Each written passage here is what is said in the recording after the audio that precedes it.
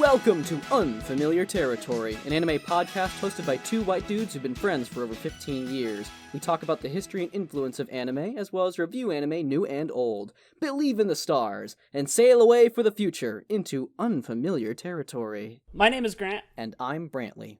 Heads up, spoilers on the way. Check the description, see if you're safe to listen. Brantley. Grant? It's the year 2023. It is. And love wins. Lesbians have committed war crimes in the name of love. Yeah, and then they went and fixed some shit, too. Yeah, they did. It's a really best of both worlds. It's Gundam Witch from Mercury Season 2 review, or Core 2, depending on who you are. It was fun. Congratulations to women's rights and women's wrongs.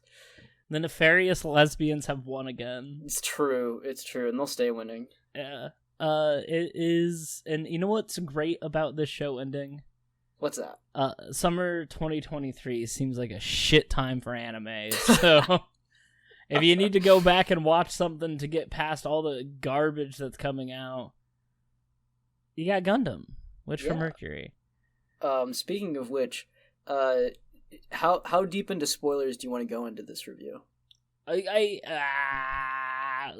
I have a feeling you like this a lot, so I have a feeling we want to go deep into it. But I wasn't sure if you were planning to skirt around the plot. This is a review. If you're here, you're here to get your to feel validated by liking this show. Yeah. Or validated by not liking this show. But I promise we're not going to validate people not liking this show.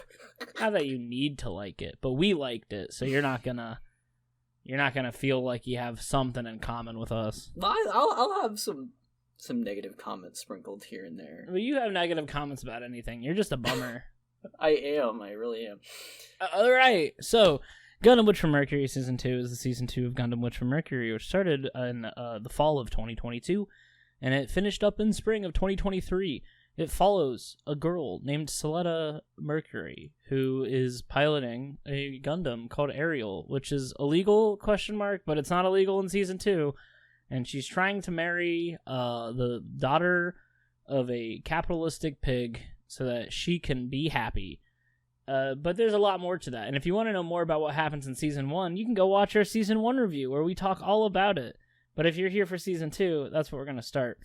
So right off the bat, I think this show has a pretty strong start by deciding to ignore everything that happened in Season 1 for an episode. Uh-huh. Yeah, it's a choice for sure. I do want to say in our theories about what would happen in this season, you were mostly correct compared to me. Because I did a lot of predictions based on getting another season of having 50 episodes. Yeah. But you were pretty stuck with talking about one more season, one more 12 episode season, and that's it. So good on you. You did it. You get a prize.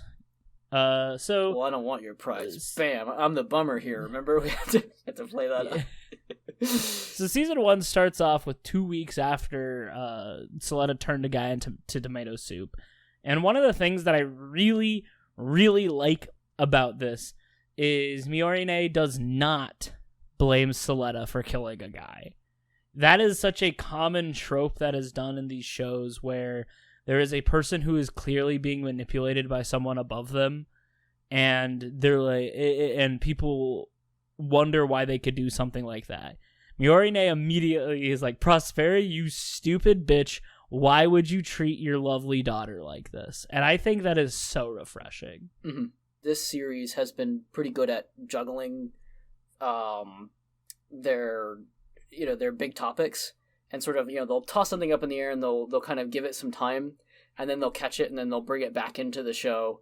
But this is not one of those things. They pretty quickly bring it back into the fold, which is, as you said, refreshing, right? It's nice that this is not something they're waiting on. They're not going to hold you out for too long on such an incredibly important thing for to talk about. So yeah. They tackle it almost immediately. It does come after a little bit because at this point Miorine and Soleta are not talking to each other, not because they don't want to talk to each other, but because they are separated, because Miorine has taken over the Barrett group because her father is in a coma. So their lack of communication does not come from an emotional or social disdain for each other. It comes from being busy, which I think is also really cool, because you still get to see these two characters grow on their own, away from each other, to show how their characters would be without each other, but it is not by their choice, and I think that makes it a lot better than, oh, you don't understand, no, you don't understand, blah, blah, blah. Yeah, I do think that there's a lot of strength in having these characters develop on their own and then come back together later in the season. I've seen shows where you have like this, more standard, bash our heads together until we get along kind of thing going on. And it just gets exhausting when you've seen it too much, or if it goes on too long. Like, Nadia's Secret of Blue Water was that for me, where like, the characters are having these ethical dilemmas that they're just constantly heaping on each other. And at some point it's like, I need the two of you to figure things out apart from each other rather than just, constantly trying to force your way on the other person.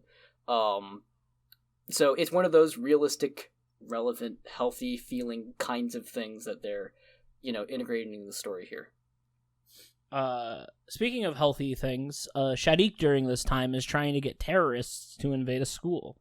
And so Noria and Sophie, the two Earth witches from the previous season, join Earth House, and since Suletta didn't see them during their fight, she's like, oh cool, more Earth people, but they're super weird and nobody likes them because they're super weird.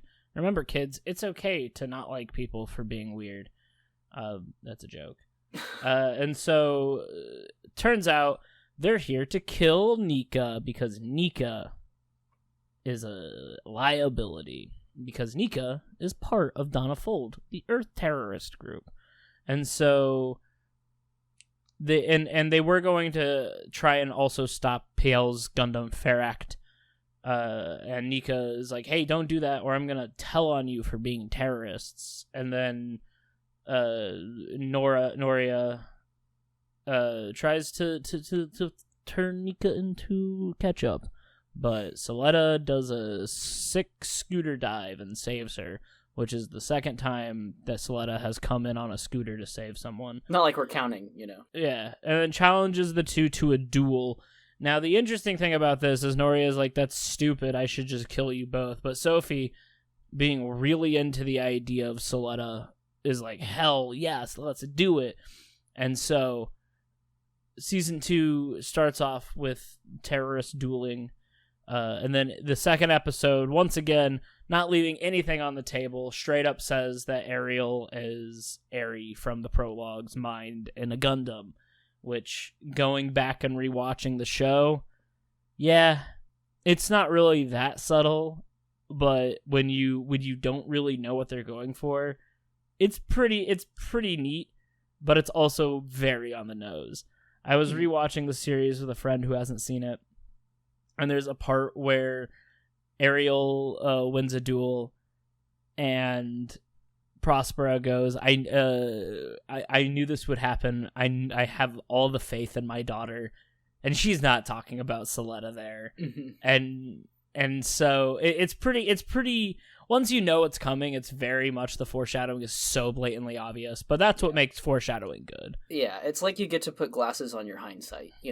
Like right. You don't realize like just how clear it was until you have that additional, like, oh, now you have information that you're equipping yourself with, and wow, okay, yeah, now that's extremely clear. Which is, always, I think, a form of setup and spike that we really appreciate in storytelling. And I was right about Eri being in the Gundam, because I did fully believe it by the end of the season 1. But I also was right that Eri wasn't purposely put into Ariel, and that she was put in there because she couldn't withstand her permit. The permit killed her when she was young. Also, it's sort of implied that Ariel is also like 11 other kids' minds in the Gundabits. I'm not entirely sure how true that is, if that is just like storytelling with all the different Gundabits being represented by Eri, or if it was a bunch of Repla childs, and if all the Repla children were like Soletta, then boy oh boy, that's real messed up. Mm-hmm. But I'm not entirely sure. It doesn't really explain it too well as far as I remember. Yeah, I did not pick up on that personally, so... Yeah. So Eri is...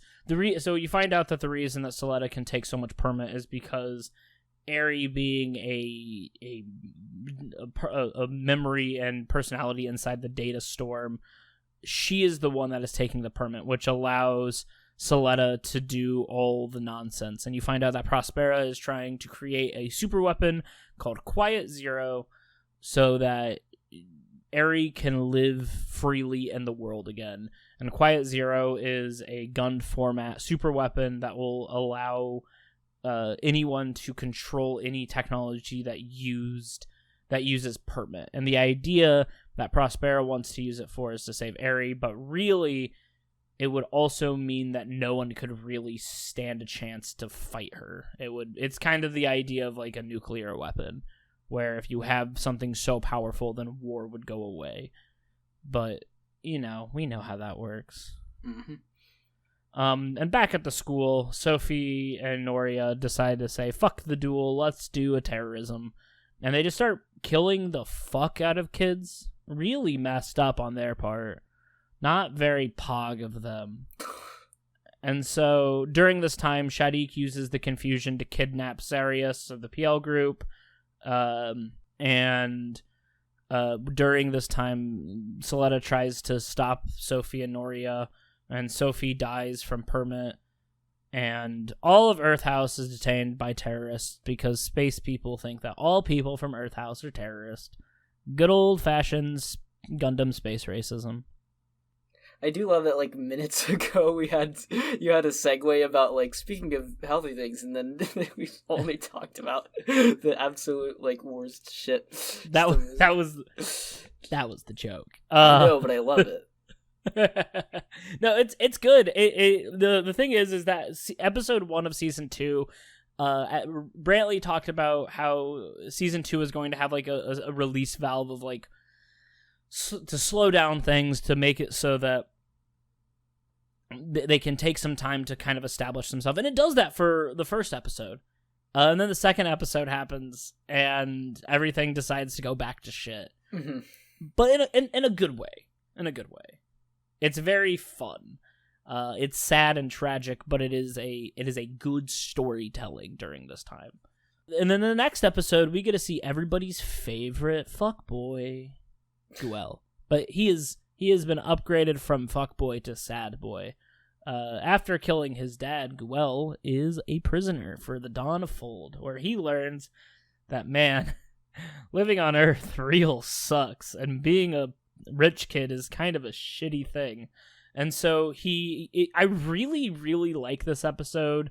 It might be one of my favorites. Oh yeah, I think that going through season 1, you're watching Guel's loss after loss, and you're like, okay, so either he's gonna go the way of the jobber and just will never pull up from this, and eventually he'll like it wouldn't be right to kill him, but he will sort of get written out, or like effectively defeated forever, or he's gonna get his comeuppance.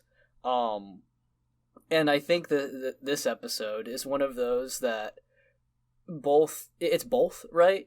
It's like, hey, you thought Guel had it bad before. No, we're going to torture this character, right? Like, it's time for the torment. And because of that, there's no uncertainty at that point that he is going to get his upgrade. Right. This is Guel's time to shine. It just so happens that the medium for that is excruciating, torture of the human soul. So, yeah. And I think one of the cool things is that it also shows Guel that even though he has had an objectively terrible time, the people on Earth have it worse. And it really is cemented in the fact where even when he does the right thing and tries to save a kid and she dies in his arms, he can try and do the good thing, but unless he dismantles the systemic problems that his company helped establish, it's not going to happen. Mm-hmm. And I think it's shown in a very tragic way. I remember watching that episode and no one talked during the entire thing. We watched it. I think my headset was muted. And I asked if anyone said anything during that show, that episode, and everyone's like was dead silent the entire time because it's just you're holding your breath for something good to happen and it never comes. Mm-hmm. Yeah, and like you said, it is, it's extremely effective in demonstrating you thought that what Guel had was bad, but that was only relative, right? It's time to expand the scope of this and, do the Gundam rite of passage and introduce you to the real horrors of war, and make it, we're going to just we're tearing this thing open, right? We're ripping off the Band-Aid. You're going to get the worst of it right here and now. And you even have that one guy, Lieutenant Olcott, who was a member of Dominicus, which is one of the people that helped start the cathedra and all the different military mobile suit stuff. Mm-hmm. And he switched to join the Earth side because his son got killed, and he realized that this whole entire time that he's been fighting to oppress people. And he's an interesting character, and he's great. Yeah. I think I want to double back, too, for a moment and emphasize this is not torture porn. No. This is, again, it's very, how do I put this? There is strangely a lot of hope in it, because after all this time of sitting in scenes of boardrooms and people trying to obfuscate what it is that they're trying to do, you've been following a bunch of unreliable figureheads. It's finally look, this is the proxy war that's happening. Here it is. Look at it. Understand it. Now the actors involved. And someone like Guel finally has the chance to materially, seriously do something that makes a difference, right? Even if he doesn't succeed at it. It's the difference in the duels, which are purely for, optics and formality. Whoever, is to be wedded, quote-unquote, to Miorine, right? It's purely of status. It's contractual. But when he's down on Earth, it's life and death, right? It's about, there's danger here, and I need to move people away from danger. I need to avoid this. I need to fight back against it. And all of this is physical, right? There is no more, second metaphorical layer to this. And I think that's, that is where the heart of hope in Gundam also lies, right? In that light and shadow. Mm-hmm. Yeah, and it's good. And it also kind of paints Guel as sort of a traditional Mobile Suit Gundam protagonist. Mm-hmm. And it kind of is a good way to show that the writer knows what he's doing. Right, who's the writer of Gundam Mobile Suit G, Ichiro Okochi. Yeah, and it shows that he understands Gundam, because he wrote a Gundam story, a traditional Gundam story, and he wrote it damn well. Mm-hmm. But that's not what he was here to write, and I think that's okay. I think it really shows that at the heart of this. At the heart of this, there is a guy who really loves Gundam, but also wants to do something different with it. Mm-hmm. And here we can see that he knows what he's doing, and it's great. Yeah. It is a phenomenal episode. You can watch this standalone, and it would be great, I think. You might not get the same emotional capabilities without knowing who Goel is, but the story is still visceral, and it's good. Yeah. And I think if you've seen a lot of these shows, then there's a chance that something like this feels like, okay, yeah, it's the Horrors of War episode, let's get it over with. But I think the execution is solid, and with that, it proves itself as an important staple, right? That it's like, this does have to be here, right? It's important that it is. We can't gloss over it. Even if you've seen it in every other mech show that you've ever come across, if it wasn't apparent what exactly it serves in the foundation of these war stories, and how they can have any kind of radicalizing effect, then I would hope that this one gets the point across. It is here for a reason, and it would be worse without it. Yep, I agree. And also at the end, it's dropped that Miorine's mom helped develop Quiet Zero. Whoa! Everybody knows everybody. That's a big thing for later, but that's the only time you see anyone but Goel in this episode. So the show continues, and Miorine and Suletta finally get to talk after 5 episodes. Right, this is the 5th episode, and we finally get to see them talk.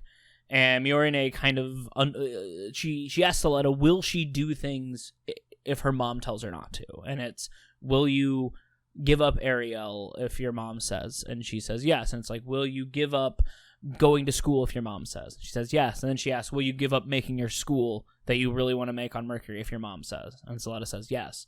And it really cements in the fact that Miorine doesn't trust Prospera and doesn't like what she does to Suletta. And I think that's really it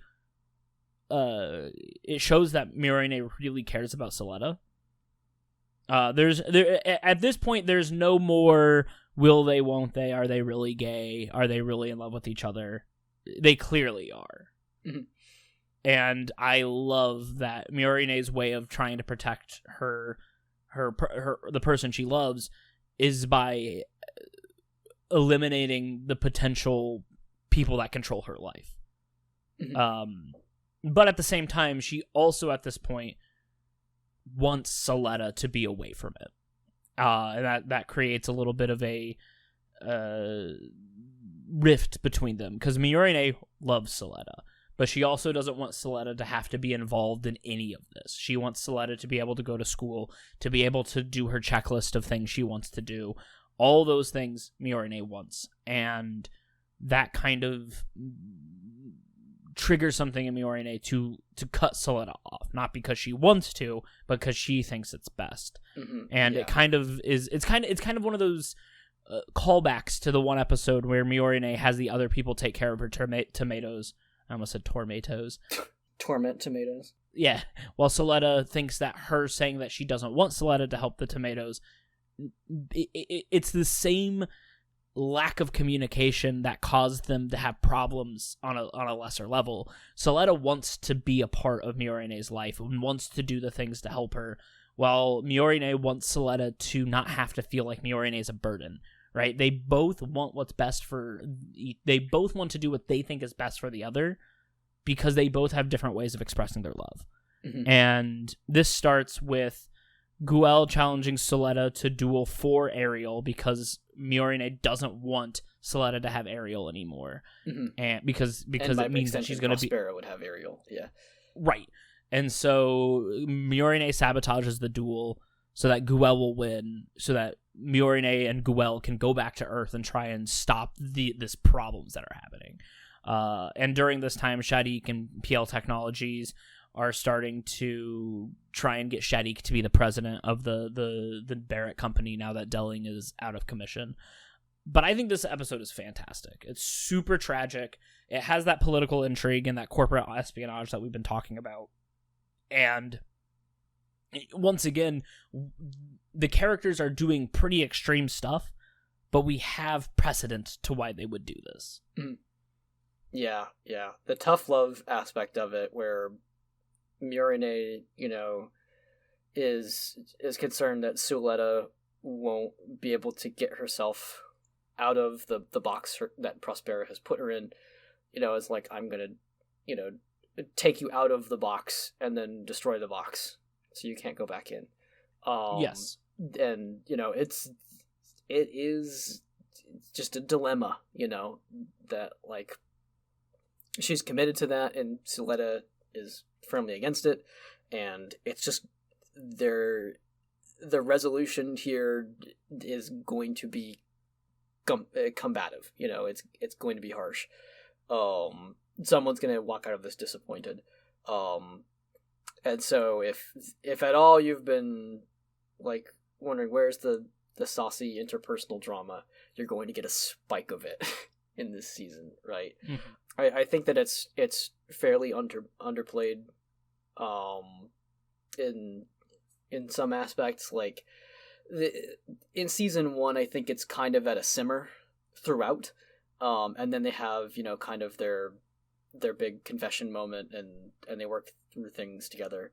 But in this season, it's a freaking flash fire, comparatively, but it works. It's extremely emotionally effective. Like, just heart-wrenching what happens to Suletta. It doesn't feel good. I also forgot to mention in the previous episode during this, Mm-hmm. Prospera did guilt trip Miorine into joining Quiet Zero. It's true. By saying to Miorine that, like, your dad killed my friends and my husband, and I want to make that right. That did happen in the previous episode. We did skip a little bit of the previous episode. That's also the one where Elan 5 tried to get into Ariel, and Eric just, like, shot him out using too much permit. Mm-hmm. And he went and hide because he knows that PL will kill him if he goes back. But yeah, so it is like that interpersonal drama where Prospera is guilt tripping Miorine because Prospera wants Miorine to win the election because she has control of Miorine, and Shadik wants to win the election because he wants to dissolve the Barrett group to help Earth. It's fucking nuts. Mm-hmm. Yeah. There's a very sad doubling down here where, after so long of Suletta being the core of Praxis here, where she is she's kind of the moral fiber of this big movement that's happening, and also she's the one who can make it happen with Ariel. Suddenly she loses all of that, right? Prospera decides to use Miorine instead, and that she can take Ariel by her own means in that way. That Miorine is so concerned about getting Suletta away from Prospera that she's willing to cut her off with brute force. That Suletta loses the people she's closest to in one fell swoop. And Jesus, it's fucking brutal. And I think that they can pull that off because up to this point they've proven to you that, like, hey, we can handle this emotional stuff. It's not going to be hopeless. And now that we've seen the end of the show, we know that it's not. It's, in fact, the exact opposite. Right. But yeah, you're in the middle of the means here, trying to figure out what the ends are. And it is riveting. It's very gripping. Yeah, it's incredible. And it continues to get incredible. Like, one of the things about this show is that it continues to spiral into sort of this sadness and this depression pretty consistently through the second season before the finale. And after, Miorine leaves the school, or not, doesn't leave, but, like, is no longer engaged to Suletta. Suletta just is like, I'm gonna focus on going to school, and she stops eating with Earth House. She keeps her to herself, and, like, as much as sad as it is, there's the part where Choo Choo finds Soletta, like, in their refrigerator at, like, 2 a.m. sneaking snacks. And it's just such a funny scene. Because it's sad, it's tragic, but it's also just framed in... It's like watching your cat get into something they're not supposed to. Mm-hmm. It's good. And like, that's another thing about this show, is that it doesn't undercut itself with humor, but it still uses humor in a positive and productive way. Mm-hmm. Yeah, and so now that Ariel is owned by Guel, who is giving it to the Space Assembly League, who is investigating the Barrett Group for all this nonsense, and you find out that Martin reported Nika to the authorities, which is why Earth House is being investigated, not because they were just from Earth. And all, by the way, at this time, Nika and Noria and Elon 5 are just hanging out in, like, some room talking to each other. Mm-hmm. But you, at this part, you know, you see Soletta trying to break away from Mirene, and she's not. And you see Mirene trying to peacefully resolve the Earth Spacian stuff from the school, and it's not working. And so Soletta steals Ariel, talks to Eri, and decides that she needs to talk to Prospera. And Eri tells Soletta about everything, about how Soletta's a clone. At this point, Eri does say Ariel's drone weapons are failed clones. That's what it says on the wiki. Okay. So yeah, Prospera shoved a bunch of kids into this Gundam. I totally missed that. Yeah, me too.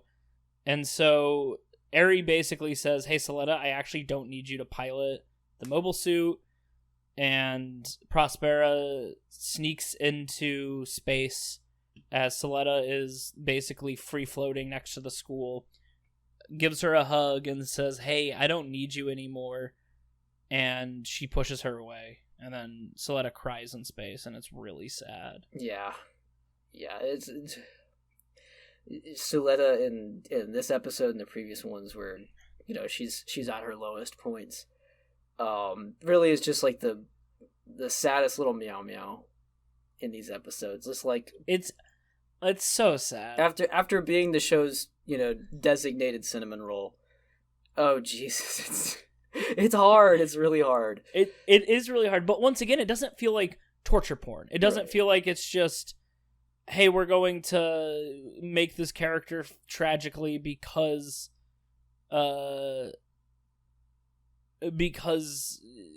we want you to feel sad. It's well written and well established. Yeah.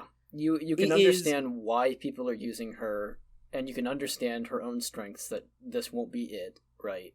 But it doesn't feel senseless, right? It doesn't feel like Yuki Yuna. Yeah, exactly. We've seen stuff like Yuki Yuna, like Magical Girl Raising Project, like Magical Girl Sight or whatever. Yeah, where it's just like, we're going to make this character get abused in every possible way because we want you to feel bad. Yeah. This has a reason. You do feel bad, and the show knows it's going to make you cry, but it isn't doing it senselessly. Mm-hmm.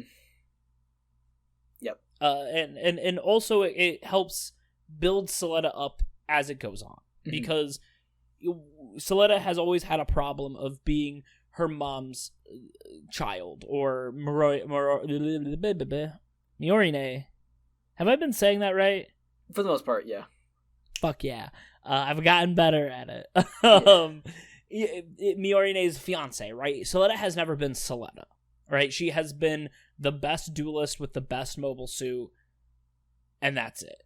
And so I think, like, while it is sad and while it does make me cry, it has a purpose.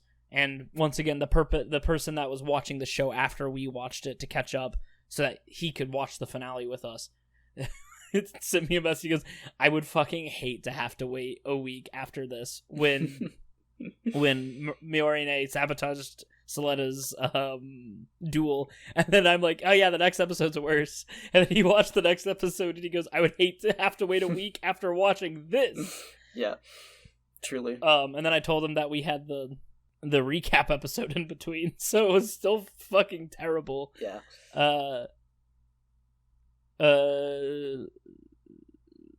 Oh no, the next episode is where they find Soletta eating the snacks out of the fridge. Still sad, but still funny. So yeah, now that Soletta has completely broken down and is just crying, Earth House steps up, and it's nice. I love Earth House. I love this diverse group of people who just want to help each other. Earth House rules. I wish we got more of them, but they fucking are so cool. Yeah. And they're so nice, and they're just all homies, and it's great. And Martin also says that he reported Nika for being a terrorist, and they're like, oh, well, I guess that is kind of like a thing that people do. They forgive him pretty quickly. And so Miorine and Guel... Did he go and confess that because of his talks with Cecilia?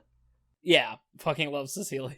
So Miorine and Guel go to Earth to try and negotiate, and they actually succeed.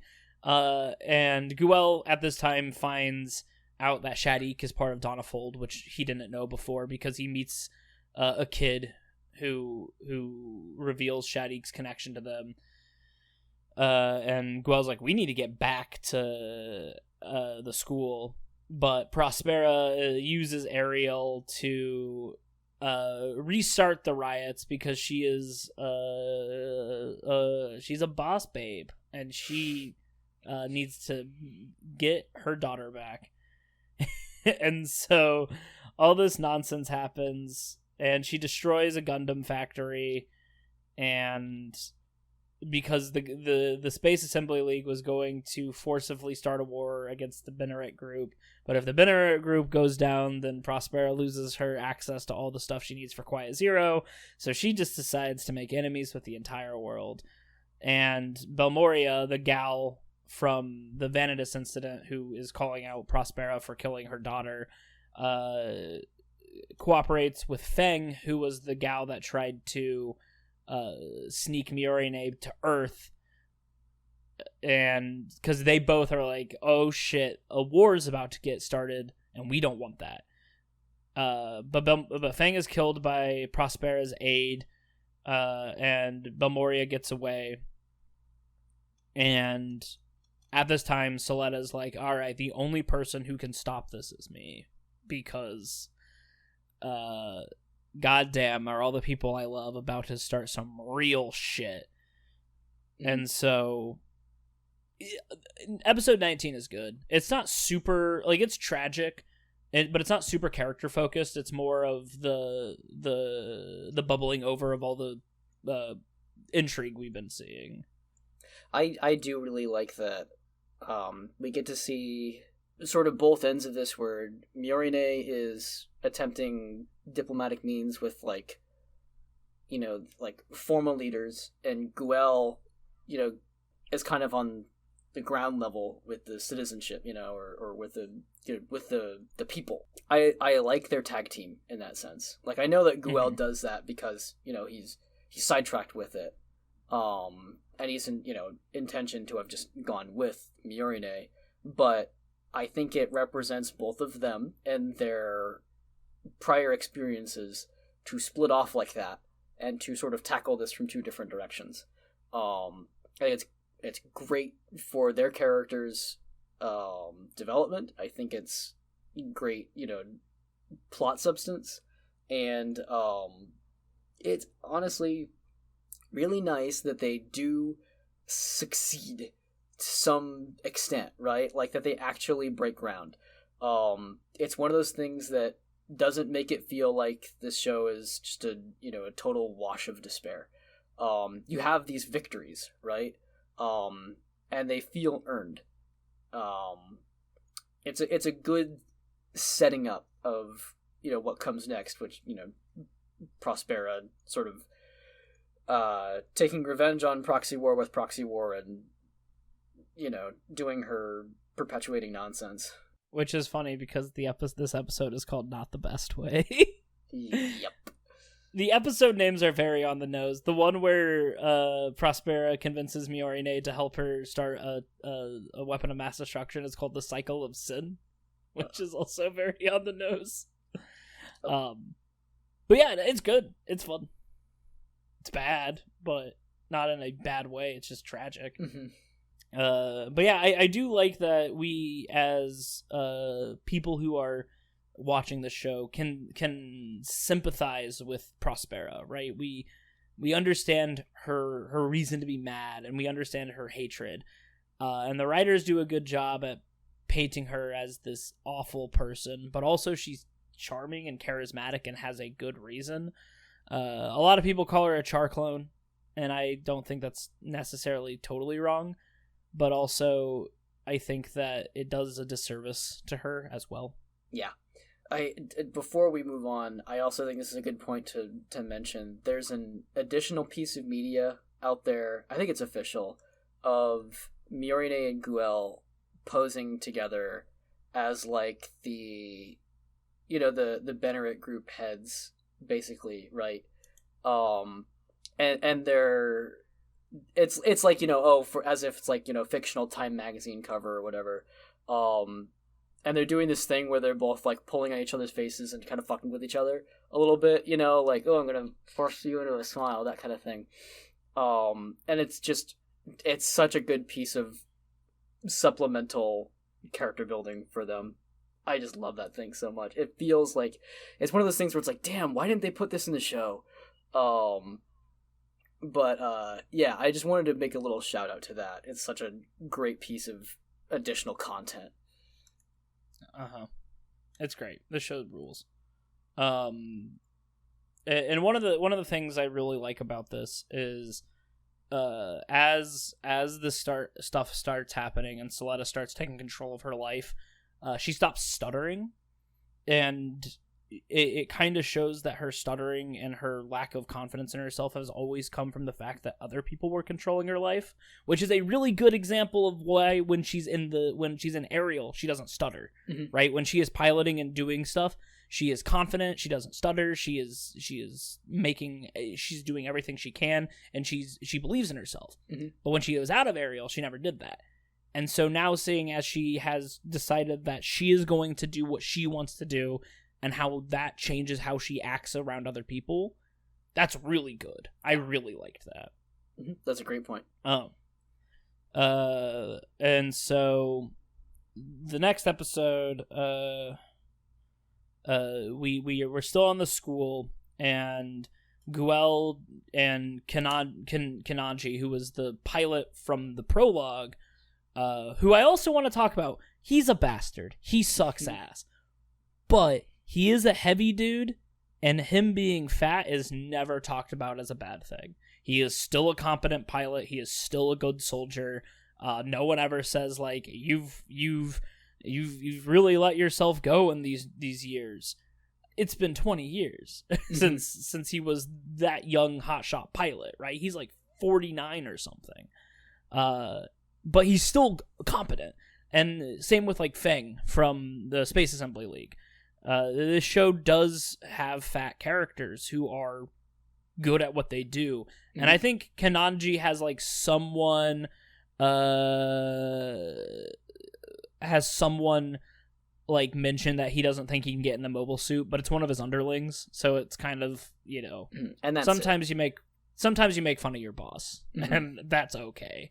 But yeah, the show does a really good job, and he sucks. He's still a bastard. Yeah. In his own way. They don't conflate his body with his bastardry, I think we'll talk more about his bastardry later. But again, yeah, there's never a bad time to mention just that the diversity of character races and body types. It's very, very well crafted. It feels like everyone has a distinct visual design that feels well suited to their design as a character overall, and they're all distinct from each other. It's good stuff. 100%. Good stuff. I think that Is this a Sunrise show? It is a Sunrise show. I think Sunrise has almost always been good at this. But or at least I think that they've been a leader. That there haven't been too many times, I think, where sort of the mainline Sunrise stuff has just resorted to like babyface art style. I think they've usually been good about varying skin tones and making like distinct looking, character structures, not relying on just sort of the same template faces and body types for all of their characters of like a given age. So I think one of the things I like about G-Witch character designs is that it captures late teenager, early adults really well. Like, Soletta looks like she's 17 and 18, right? Yeah. A lot of times anime will either make their characters look too old or too young at that age. Like, Guel looks like he's 18. He looks like a kid, but he doesn't. And I think it's a really good way of showing that kind of awkward position where you might have some adult traits because you are, mostly done growing, but you still have the soft edges to your face because you haven't started aging. And it does it in a good way. The characters are super believable and the way they're drawn and written, and it's fantastic. Yeah. So we have Guel and Kananji heading back to the school because they want to make sure that Shadiq is arrested, but Grassley House doesn't want them to know, because if they know, then the Space Assembly League is going to turn on them. And we have probably one of the coolest fights, in my opinion. I love the Shadiq Guel fight. I love seeing Darl Balde and the Nikias fight in space. And I also think it shows how good of a pilot Guel is, because the last time we saw him in Darl Balde is when it was AI assisted, and Soletta beat the shit out of him. But we see him use the tactics that might not be the best. He lowers his defenses almost immediately by getting rid of his beam sabers to go through space. But it's part of his tactical strategy here. He makes these really risky plays that like an AI might not make, because he knows he can't beat Shadiq in a 1-to-1 fight, and it's not a 1-to-1 fight. Guel's alone, right? He's fighting Shadiq and the Geass and Grassley House, and during this time, Shadiq releases Noria from the little holding place that she's in, after basically triggering her to attack the school again. And Soletta watches as Noria takes control of all the Gundvolas, which are the drone Gundams, and just starts destroying the school. And we see another thing I really like about this is that we see the Space Assembly League send in their mobile suits, and the Grassley gals do not win, and it's not even a close fight. Which is interesting, because a lot of times in these shows, it's like, oh, the peppy teenage pilots are gonna mop the floor with these professionals. That's not the case here. It is done and done. But Shadiq loses to Guel because Guel launching his beam sabers early allows him to disable Shadiq's mobile suit, and then Guel hops out of Darl Balde as it explodes, which is funny. It's a little silly because like he does like a front flip and then is launched away from the explosion and is fine. But I think this show has a really good.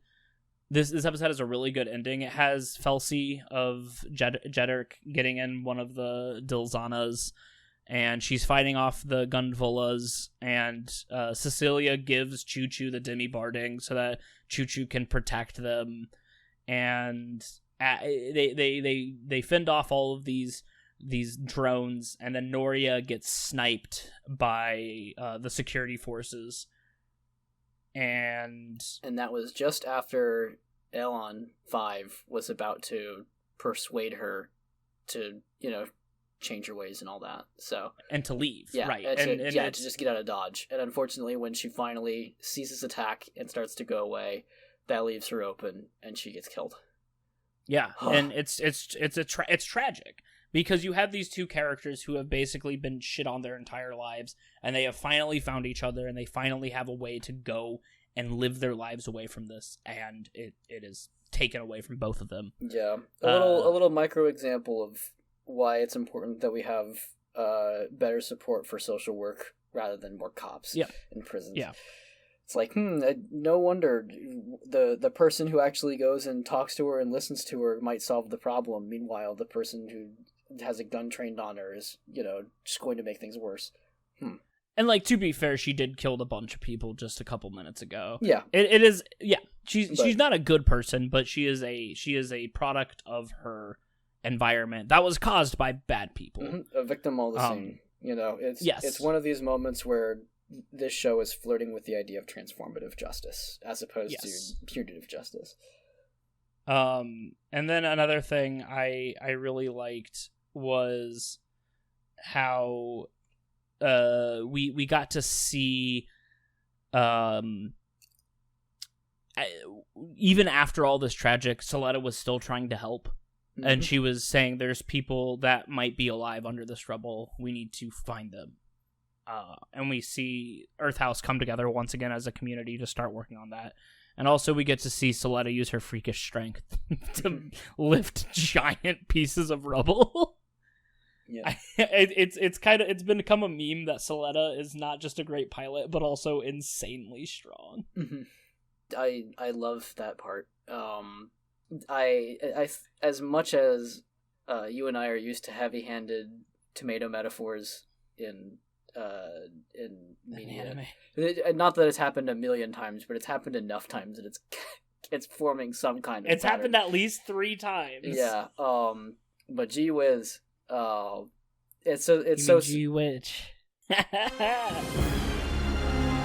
I love that they the tomatoes come back around here and they get to bring everyone that as a snack, because it's not the usual thing you would think of like as like crisis relief, but it's what they have on hand, and it's a homemade little thing, and it's all fresh and good and all that.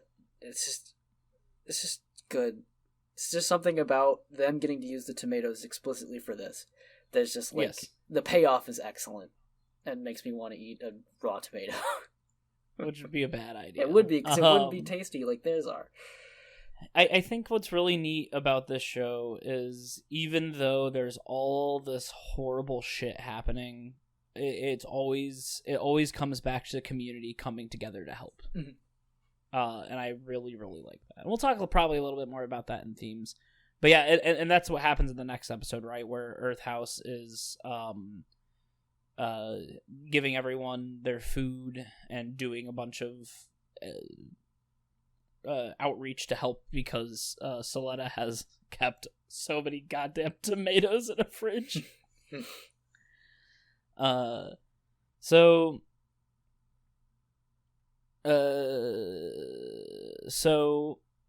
after the attack on the school, Sheddick's been arrested, and Miorine is now the new president, which is exactly what Prospera wants.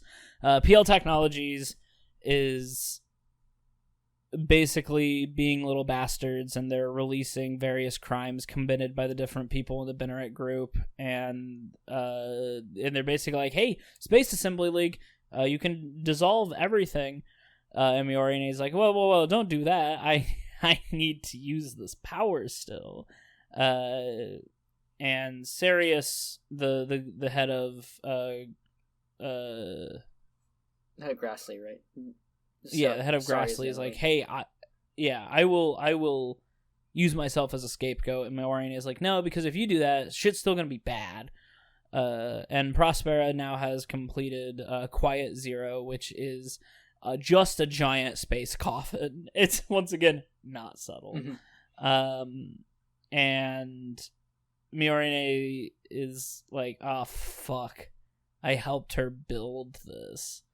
And during this time, Eri is now attached to it and is able to destroy all of the Space Assembly's fleet that is coming to stop her.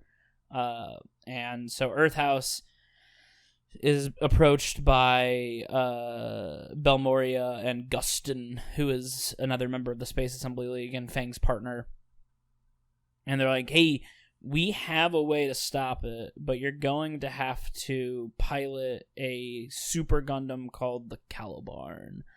And Soletta's like, if I can use the Calibarn, I might be able to convince her to stop. And everyone's like, Soletta, that's a terrible idea. She's not going to listen to you. And she's like, no, I think she will. And so we get the Calibarn, and the Calibarn has no safeties, so you're taking the full permit of it.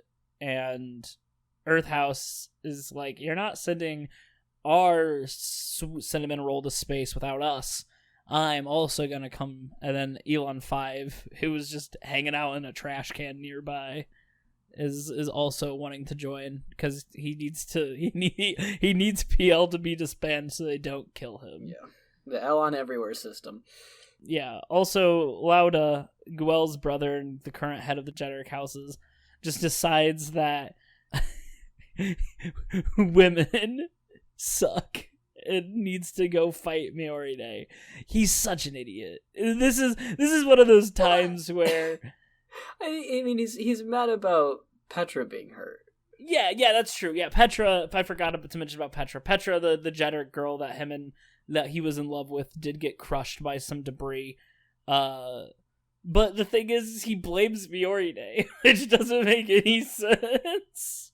Yeah, she didn't. He's very out of the loop. And so it is funny, and it does make sense. Like, rich kid is not in the loop of all these dealings and is given a super weapon, and so he decides he's the equivalent of what Guel could have been if Guel didn't get radicalized the way he did, right? Like, right, yeah.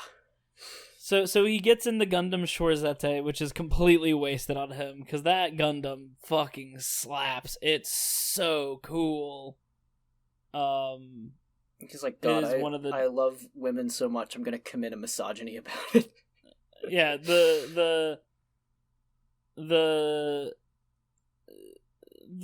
Shorzete is just dope as hell. I have a kit coming in of it once it gets released, and I'm so stoked. Mm-hmm. Also, people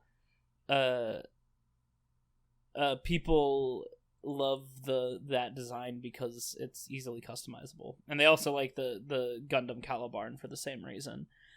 So now the heroes all take to space, and Miorine is in depression because she's like, I gave this woman a super weapon because I was mad at my dad.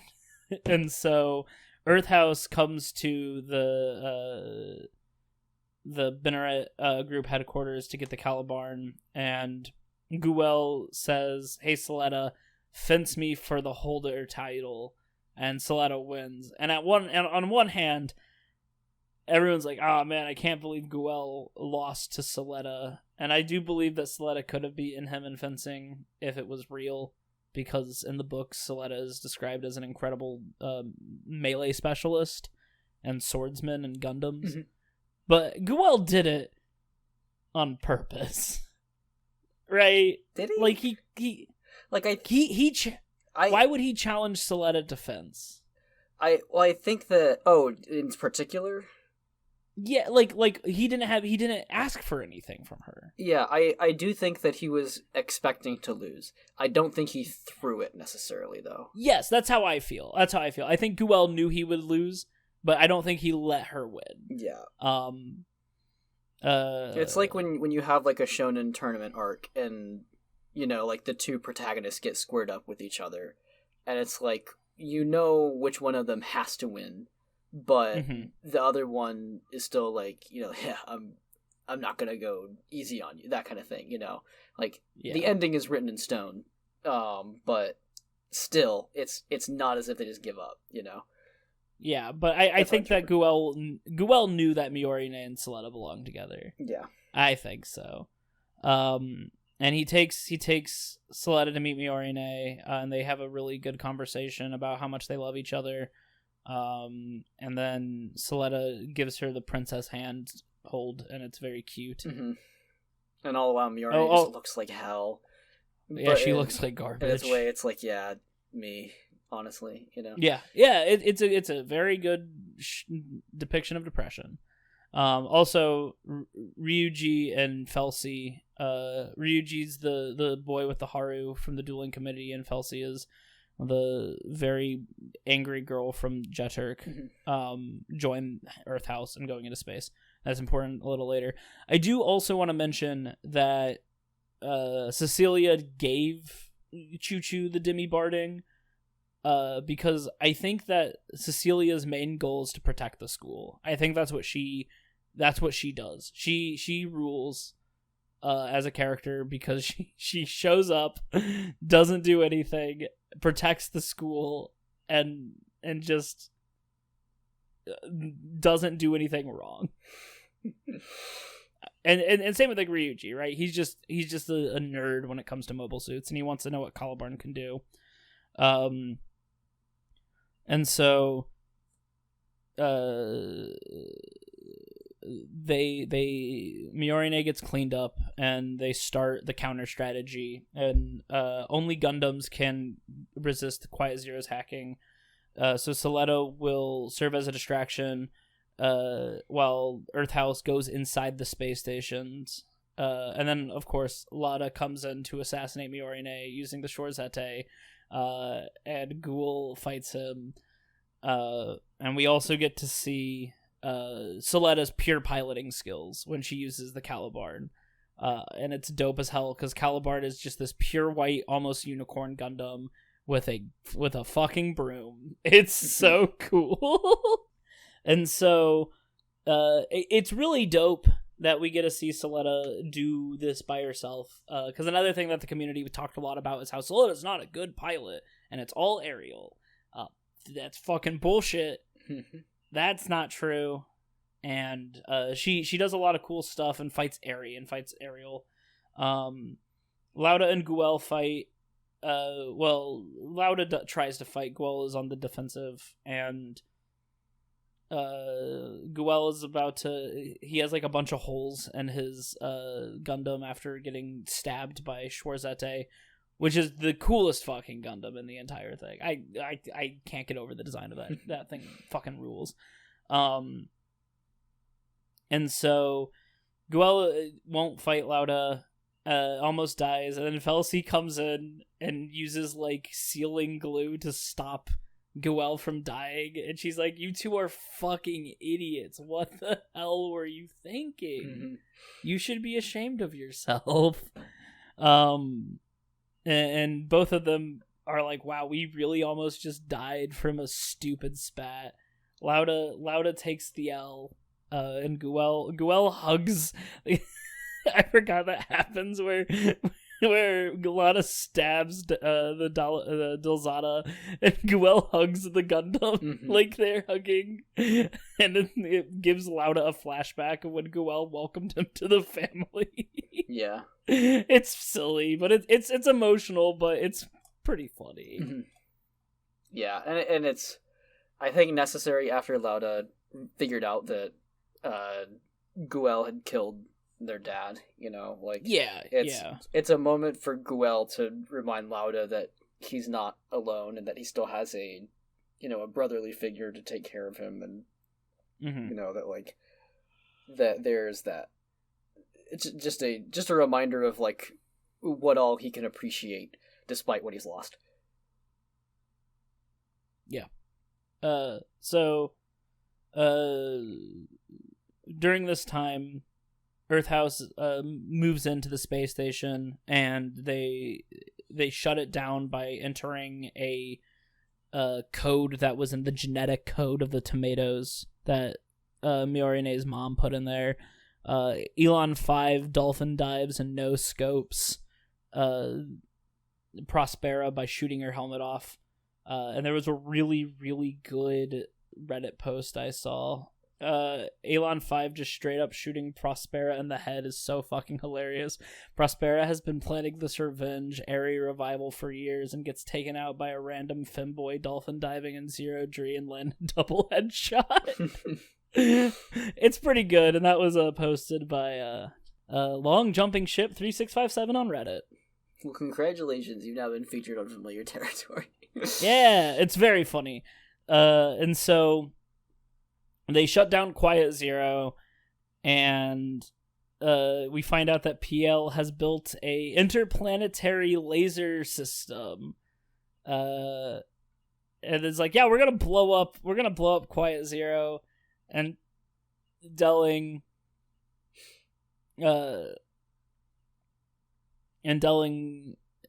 is like, hey, don't do that. And the PL group's like, oh, we're gonna do it anyway. And so they shoot a giant laser, and Ariel blocks the shot, but is severely damaged. And during this time, PL just drops a new motherfucker on us. Yeah, I have no fucking idea what this guy's name is. I've gone up and down the character list. I can't find him. I didn't catch his name the first time, and I honestly don't care to go back and look. So, to us, he's just... What's our name going to be for him? I've always just been calling him New Motherfucker. But I don't have a name. We'll call him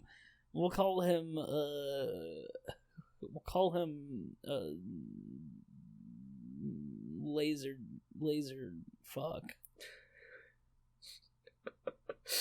That's not funny, but it's who he is. I think new guy is good enough.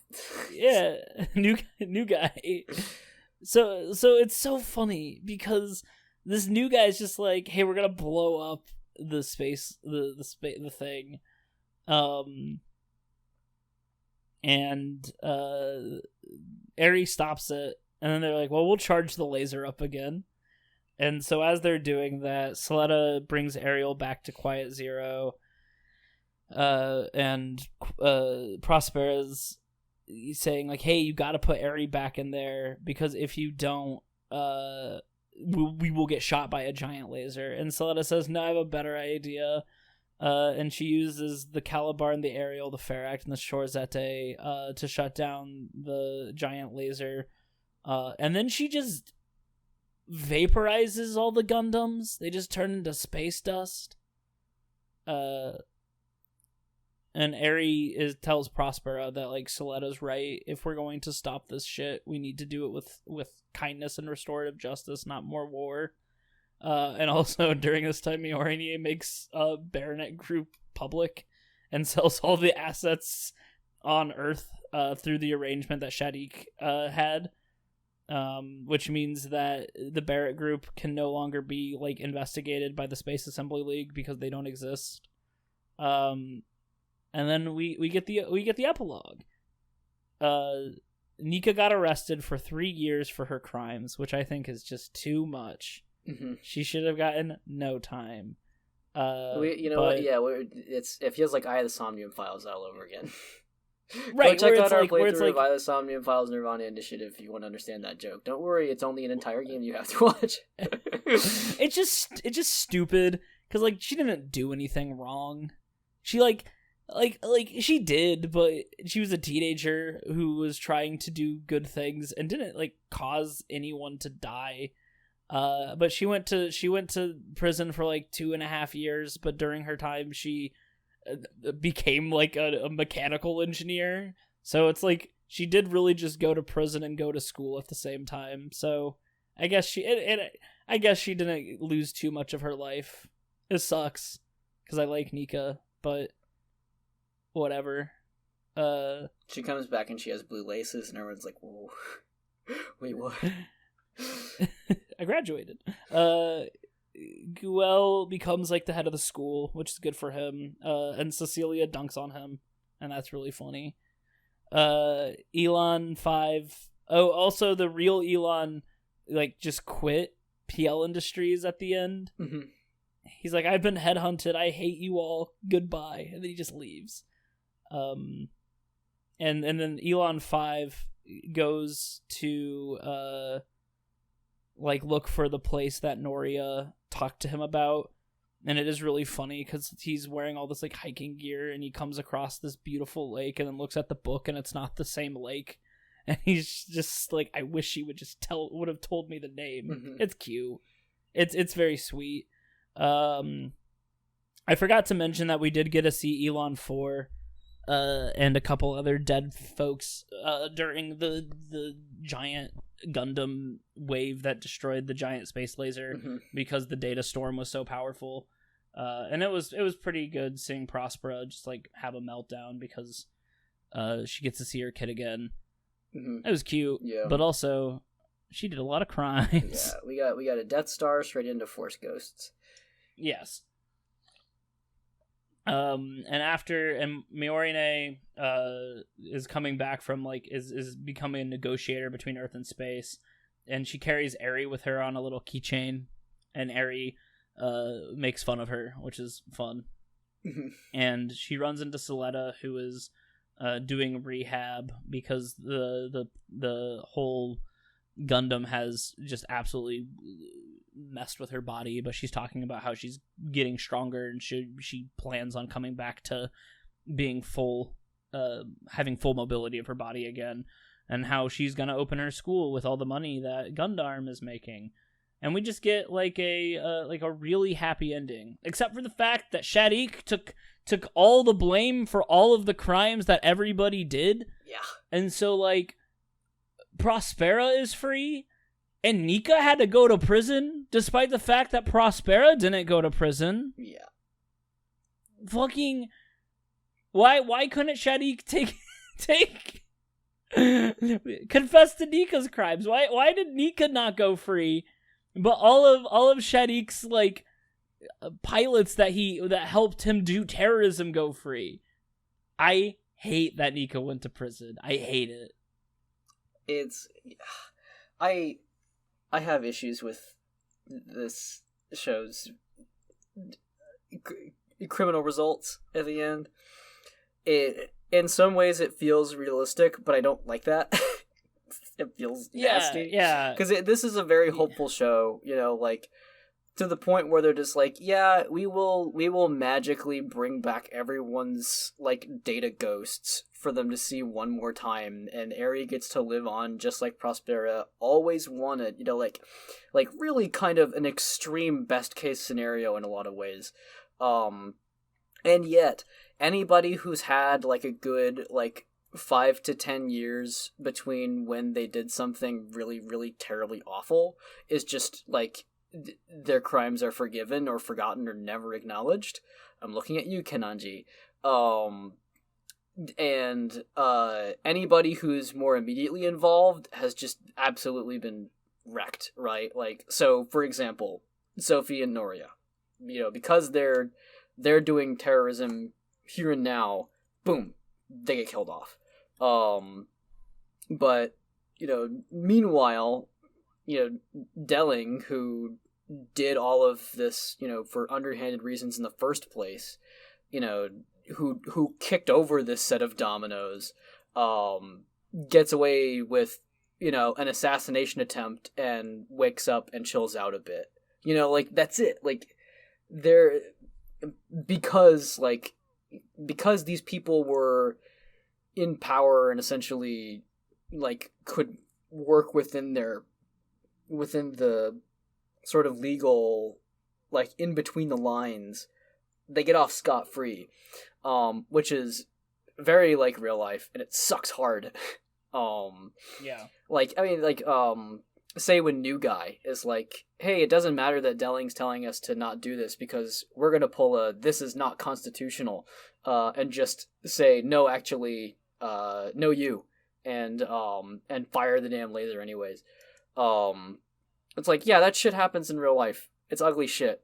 But in a world where, Prospera gets her magic solution, gee whiz, you couldn't let Shadik and Nika off a little easier? Like, fuck. Everybody who's young and revolutionary gets punished pretty hard. But if you did a bad thing a while ago, then fuck it. Just whatever, you're fine. Like Delling murdered a bunch of scientists, and it is implied that he is leading a charge to buy back the Barrett group.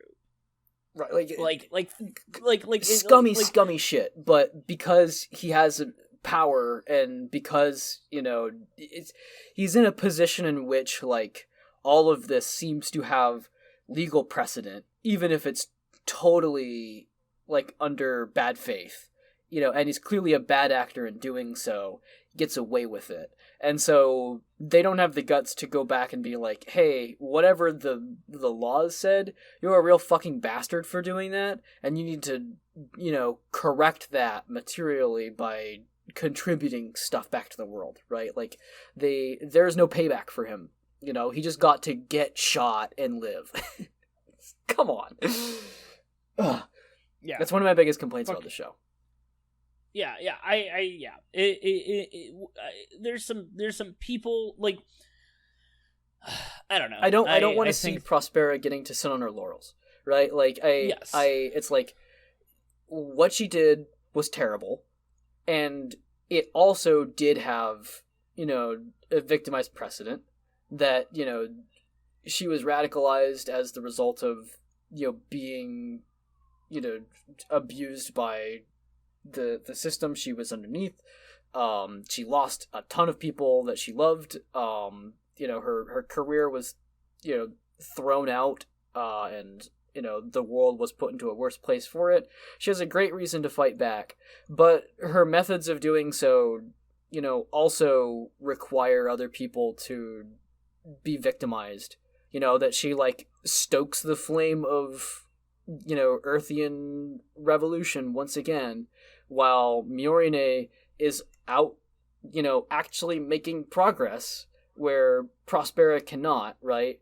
It's like, given that context, it's hard to have that sit well with Prospera just kind of having her scary moment, thinking she's going to lose Eri, and then not losing Eri. I wish that she would stay active, and maybe she is, but they don't really display it. I wish that they would demonstrate, by the way, Prospera is still trying to do good, as opposed to just kind of like, this worked out pretty well. Thanks, everybody. Right. Maybe I'm asking for lot when the show already had to cram so much together, but that's one of my things I would ask for. That's my, wish list number one. Bastards get what they deserve. Yeah, and that's not the punitive part of this. It's not like, I want them to throw Prospera and Kananji and Delling into prison cells. I want them to pay back the damage they've done through, accountable measures and making the world a better place. And it implies that Delling is not changed. Right? Like it talks about how there are Spacians trying to recreate the Barrett company, and Delling is in that picture when they're talking about it. Like, he sucks. He's garbage. Yeah. He's a piece of shit. And Prospera gets to live with her daughter. Right? She gets to do the thing she wanted to do after being a massive piece of shit. Mm-hmm. It's like, but Miorine and Soletta got married, and really, that's great. Yeah.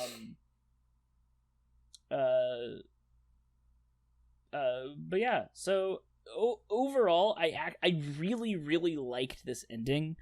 I do think I was talking to someone and said that this is the perfect ending. It just came a little too soon. Mm-hmm.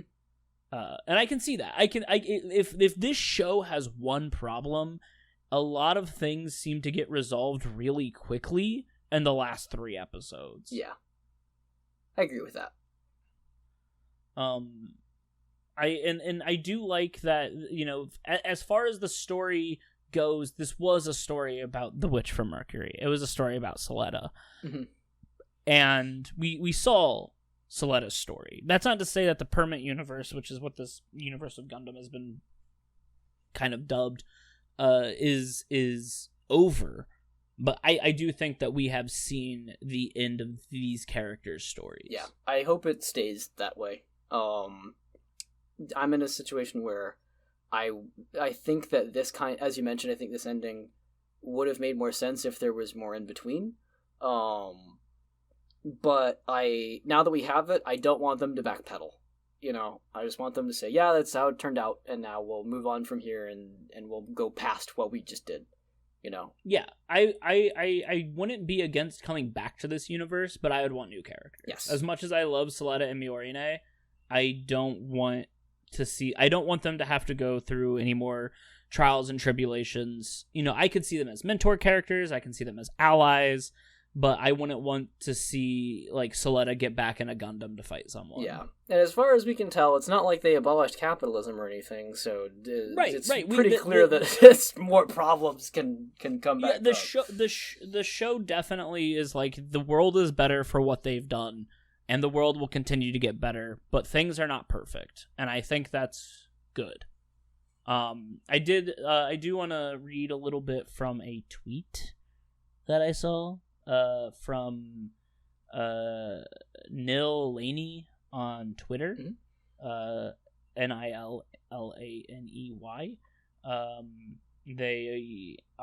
Their current Twitter name is Lane at Gay Breakfast Art. And they mentioned how the end of G-Witch is a refreshing and empathetic take on disability, and talks about how you have, and I do say I don't really agree with them on Prospera, but I do think they do talk a lot about it in an interesting way. So, like, Prospera begins as a disabled character and Char clone, but she defies the trope and lives, right? And she lives in a wheelchair, and she is healing during this time, and I think, like, I get it, right? If we want restorative justice and we want people to move on, you need that healing. But, like, there's a difference between being a piece of shit and murdering a bunch of people. And they do say she's not redeemed, of course, but it is nice to see a villain get their ending in being in peace and healing, right? Yeah. And I don't want to see Prospera necessarily, put through the ringer more than she already has, but I hope that she continues to do good. And yes. I want her to be a continual activist, Right. And it also doesn't paint her being in a wheelchair as a punishment. Mm-hmm. It's just how it is, which is nice. Great. They talk about Eri is sort of an interesting parallel to some kids getting procedures that they may not have wanted. Deaf kids getting cochlear implants, autistic kids getting ABA. And then Eri feels how she becomes, like, this emotionally responsible for her entire family while being unable to move or speak independently. And it talks about, the ghost in the machine trope where she talks about Soletta in the book, and feeling anxious about how her mom treats Soletta. And then it talks about how it's nice that she gets to live with her family at the end, and how there's a lot of people are trying to accommodate her. So, like, you see Miorine and Soletta both wearing the communication devices that she taps into to talk to them.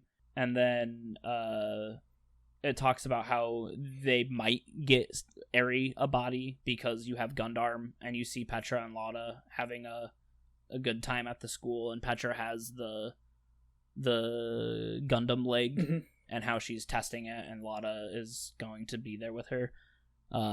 Real, pretty good. And it is nice that Gundarm it continues to work on that stuff. Yeah. I like that they didn't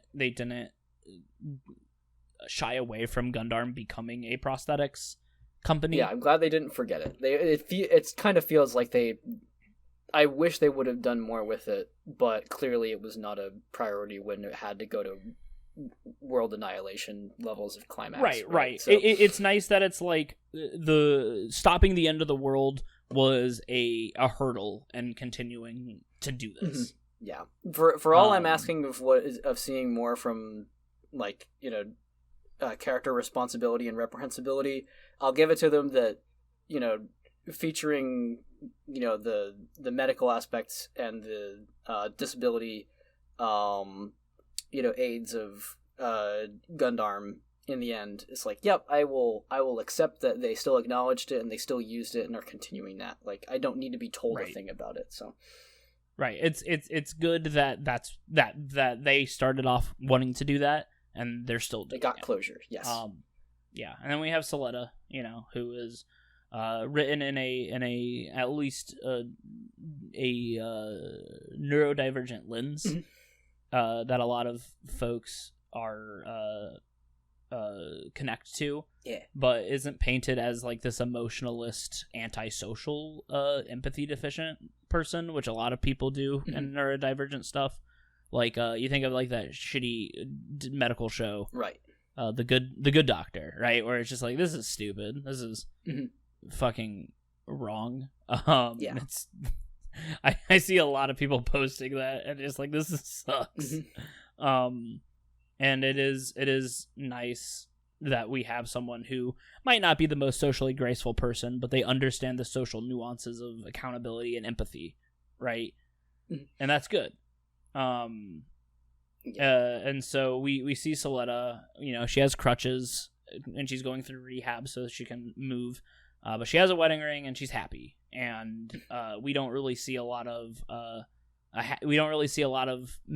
queer marriages in media. We don't see almost any queer marriages in anime.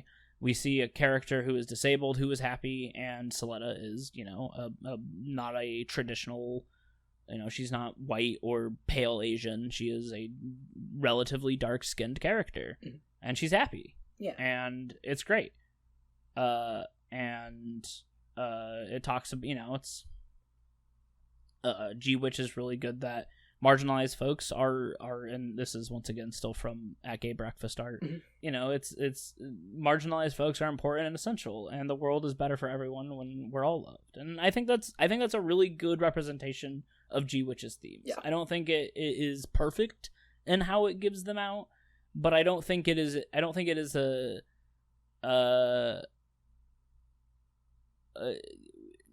we don't see that a lot, right? We don't see this a lot, so it's okay for it to have some hiccups, because there's not a lot of things that you get to look back on and realize what works and what doesn't. Right. In many ways, it is ideal, and it relishes in that, and I think people in turn relish in it.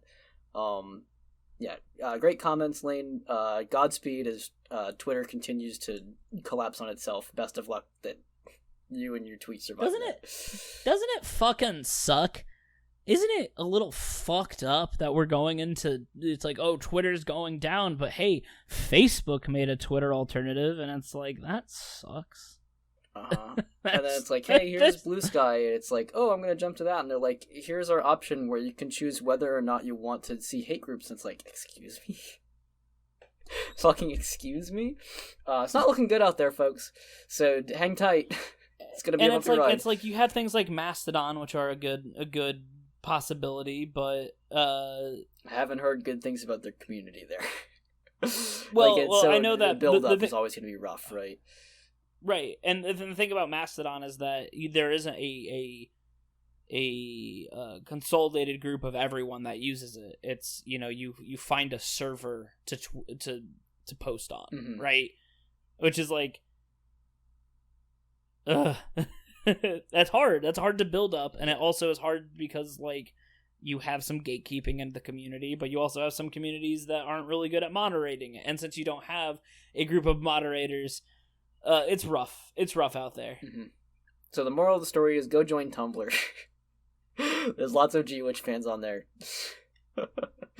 I kid. But yeah, I liked G-Witch. I think it's fantastic. Yeah. Do you want to do a lightning round of favorite moments? Just anything that we might not have had the explicit chance to talk about so far, but things you want to mention? Yeah. I liked the Calbarn fight. I liked I forgot, this show is The Tempest. Yeah. like it is unapologetically The Tempest. It ends the same way the Tempest does. It's just the Tempest. Now, do you think that the show is better for sticking to it or worse for sticking to it? I think it's better. I mean, the Tempest is supposed to be a comedy, right? It's supposed to end with everyone being happy, and it's very much that.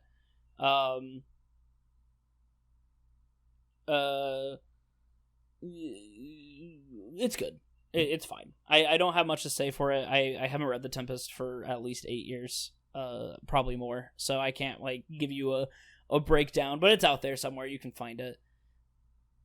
I liked Calibarn. I liked it coming in and smashing up all the drones.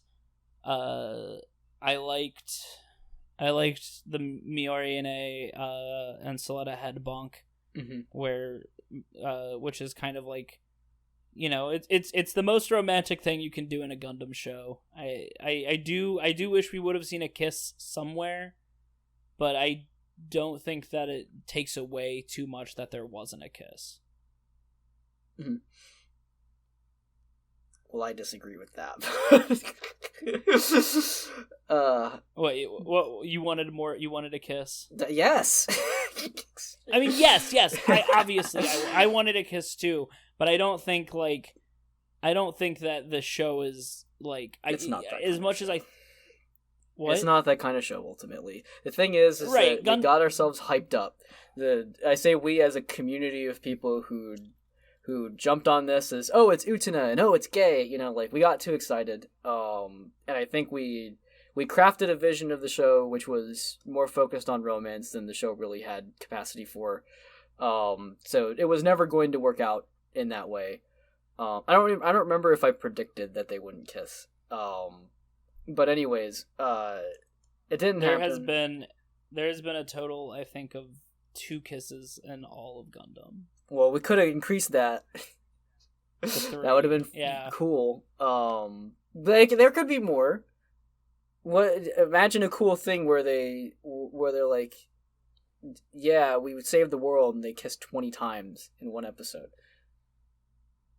Can you imagine that? Yeah, I can imagine that.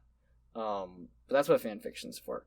Like I am someone that I in some ways can survive on the slimmest hints of Yuri. Like I am a person who, prior to this review, did have a feverish episode of just writing down a ton of Precure fanfiction. And look, that was a Futari wa Precure, which I'm 14 episodes into. Like I can. There's really not that much that's telling there, but I'll make something of it, right? I'm that kind of consumer when it comes to this stuff. But that doesn't mean that I don't sometimes get greedy. You know, like I would have loved it if they had a stronger romantic chemistry more prominently or more often. After all, like again, maybe I'm spoiled. I feel like, you know, like Die Buster comes up to bat, you know, and what is G-Witch gonna pitch? You know, like there's some great examples in history of shows that don't even have, you know, a confirmed or married relationship, that still puts so much fucking weight into how they sell their, you know, romantic moments or their intimate moments. And so I wish that the emotional critical hit capability of this show could also do that for romantic writing.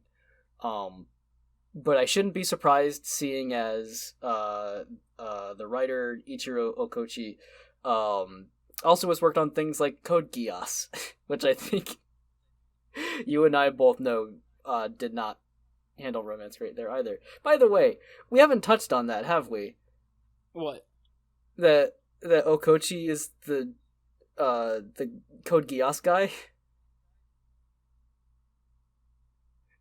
I didn't know he was. I was looking. I was like, I want to see what else is going. I mean, yes, there's the Utena novelization. There's a bunch of Gundam. There's some Valvrave, whatever. Like lots of mecha. But Code Geass is definitely in there. Wait, did he write Code Geass? Go look at. We're gonna do it. We're gonna look it up right now, live. Or did he just work? No, I am pretty sure that. Hold on. He did script. Oh, he is attributed as one of the original creators and series composition. Fucking. Wow, he did the that script. Makes sense. Did the script for all like episodes 1 through 25 of R2 as well. So like, yeah, this is the Code Geass guy. Okay, cool. Does that start to make anything? Like, is that unveiling some things, you know? It checks out so well, right? Like, it's like... yeah, it's like, there's a lot of good shit in there. It might drop some things, but it's still great. Think about it. Code Geass has the same, like, here's this dumb bastard villain who you don't care about right at the very end, but in reality, we're not caring about that, right? We've got, wild political antics and subterfuge and double-crossing double-crossers and, like, it's the energy is there. This is obviously a much more hopeful and optimistic series than Code Geass is. Code Geass is like the toxic ass for, like... Right. Hell, even down to Lelouch and Suzaku, yeah. But yeah, there's something there. Oh god. I love the broom. The fucking broom, because they're witches. Yeah, it's fucking cool. It's great. Just broom blast them. Broom. It's good. A few last moment things, for things I liked, because I know I have some, strong negative opinions mixed in here. I still think that Punished Guel is an excellent part of the show, and did an amazing job of hooking me in. Let's see, I feel like the fencing duel is interesting in how understated that scene is, but it gives you so much closure. And it doesn't feel like a wash,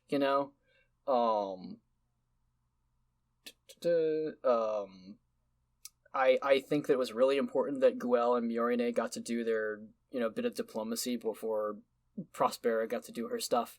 The fact that they were making ground made it feel like they were planting some seeds that were going to grow later, and therefore, when Prospera's doing her stuff, it didn't feel chaotically stupid. I think it could have. Right. It could have felt bad, but it didn't. Noria's sketchbook is an ingenious little part of the show that just, like, it's one of those things where they make it look easy. That little sketchbook says just, exactly what it needs to about her character, that she is more than just her cause, and that there could be a life for her after this, which oftentimes it doesn't feel that way when you're in the middle of, fighting for your livelihood and fighting for your rights. It's a powerful little piece of the show that I think it gives Noria so much more depth of character that Sophie didn't get to have. Well, I think what's really nice about that is that even though we don't get to see that Sophie had this depth, it implies that she did. Yeah. And we do get to see that on Earth they are putting together, like, the kids are trying to make a grave for Sophie, which implies that she meant something to these kids. Yeah. Especially, like, to Noria, who did think of her fondly and looked up to her, right? If she was just a pain in the neck, then she wouldn't feel so, bent out of shape for losing her, right? So yeah, it's one of those things that it's a good breaking point that gives the viewer a better insight into these characters. Let's see. I am glad that Martin was able to unpack his choice to snitch. I feel like, again, that's an important part of this show's messaging. And they could have just ignored it and just been like, yeah, Martin did that, and you just kind of have to take it as you will.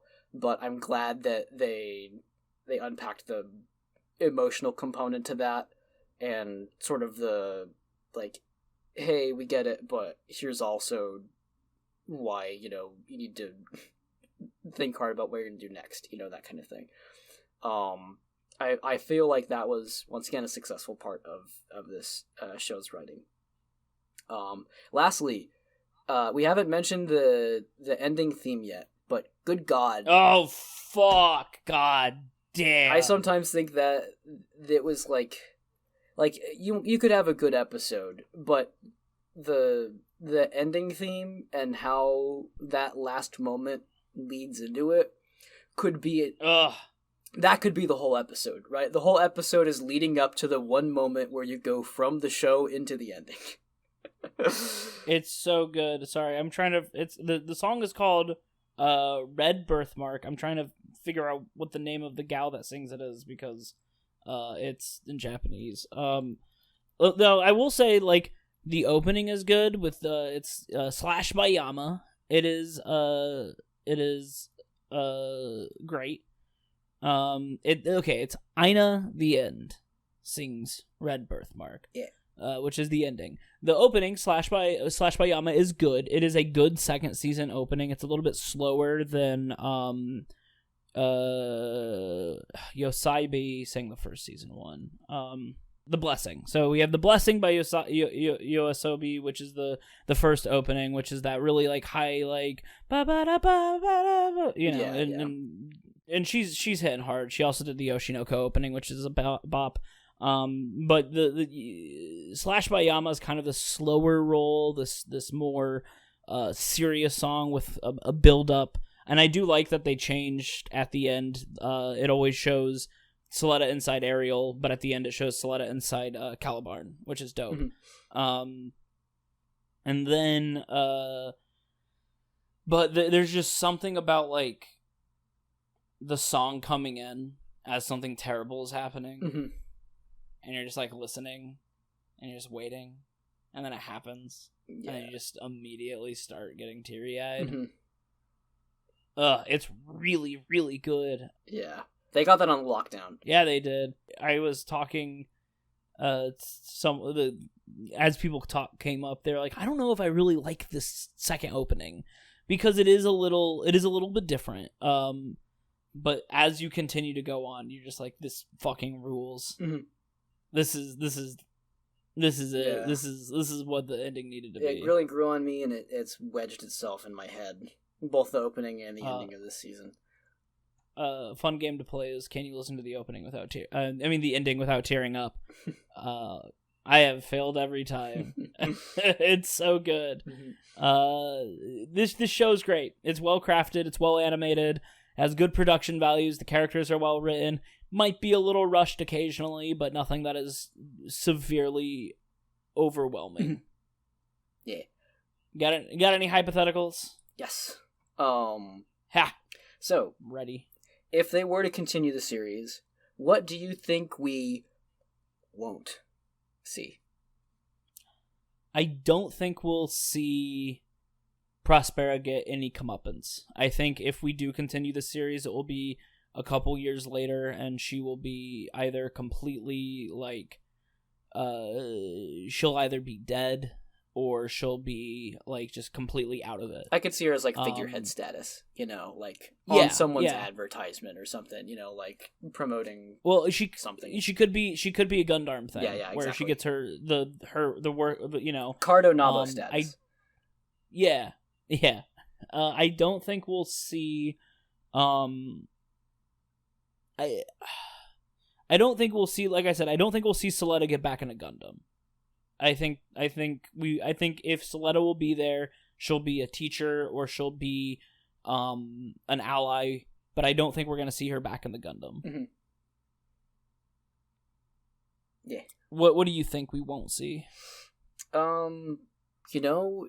With the Gundams getting dissolved, I wonder if that means, like, what that means for making new Gundams. Because clearly it's like, oh, those Gundams went away.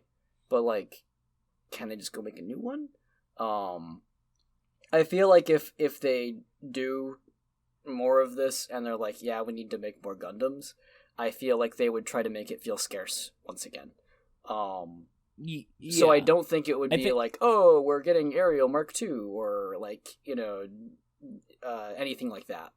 So. Like I could see it's following a new group of kids at the school, and they come across this thing that's been locked up and hidden, and they're like, oh, what is it? And then Miorine walks in, and she's like, it's a Gundam.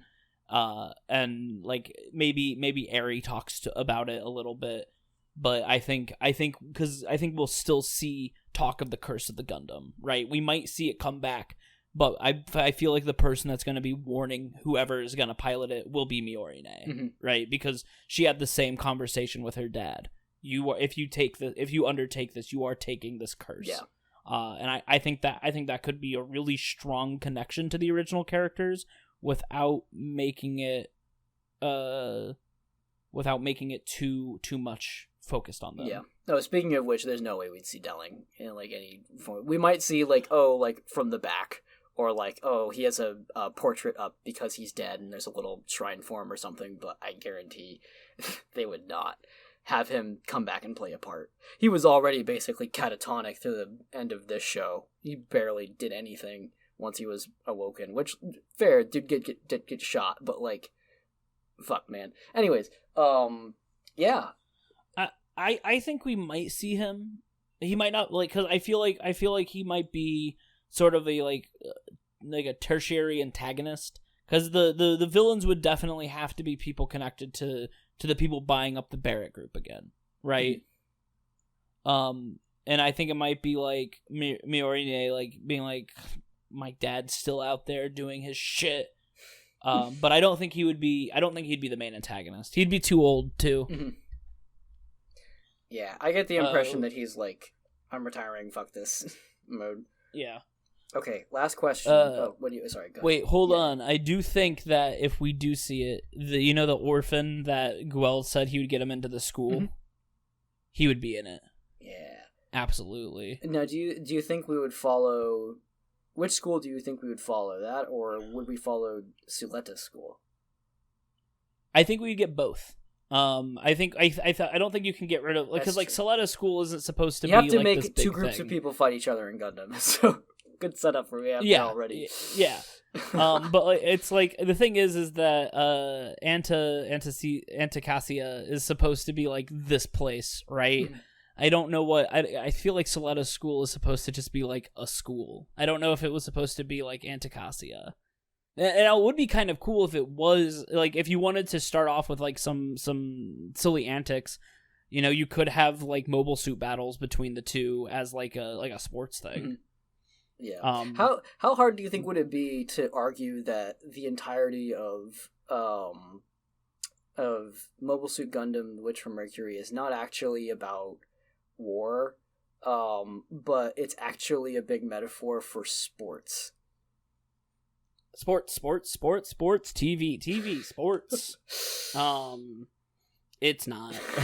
I mean, I guess you can talk about how like football, like American football, fundamentally changes the physical capabilities of the people that are in it, and that hurts them. What a stretch it would be to say that a show about real war is actually about the marginally less deadly game of sports. I think we could make some people really mad by talking about that, including ourselves. I will say though, American football, hella dangerous. Fucking is terrible. Oh yeah, hella dangerous, and like kids should not play it. Yeah, the hot take. Kids, if you're listening to this room, if you're listening to this right now, get the hell out of football. You don't need it. Play video games. Watch anime. No, well, there's other sports you can do. That wasn't a great. Sports are lame. You know what has sports? Anime. Okay. Was that your other hypothetical, or is that just one more shit post? Okay, so best loser competition. Who would take on Guel in the final round? Not necessarily from this show. I mean, Lauda, like he never wins, right? He's just like, Yamcha maybe. Yeah, Yamcha's a classic loser. Yeah.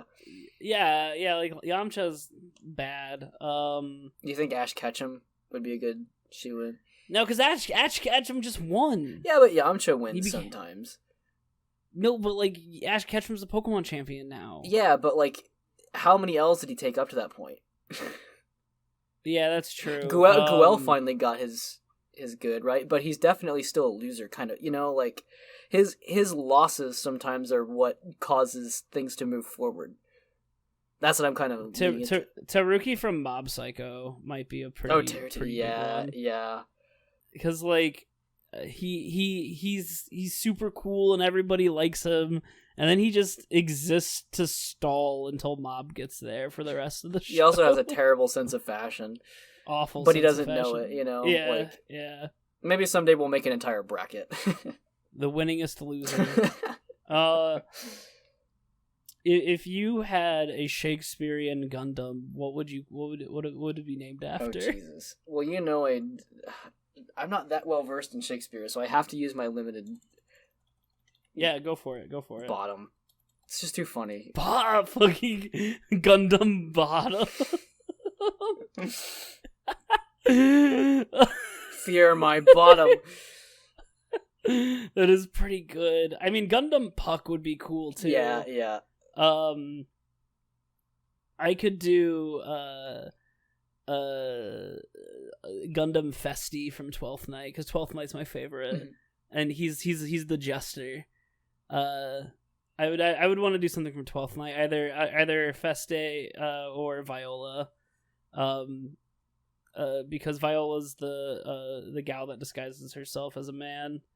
I don't know if you've ever seen She's the Man, but it's very much like 12th Night. Oh, but Malvolio is such a cool name. Yeah. But he's just like, I forgot. That's a cool name. Malvolio's dope. Gundam Malvolio, fucking tight. So what we're saying is Shakespeare would be better with robots.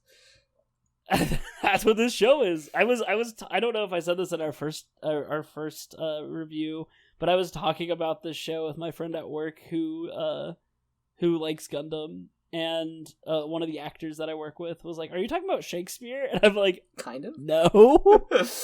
How long do you think some English teacher uses this in class?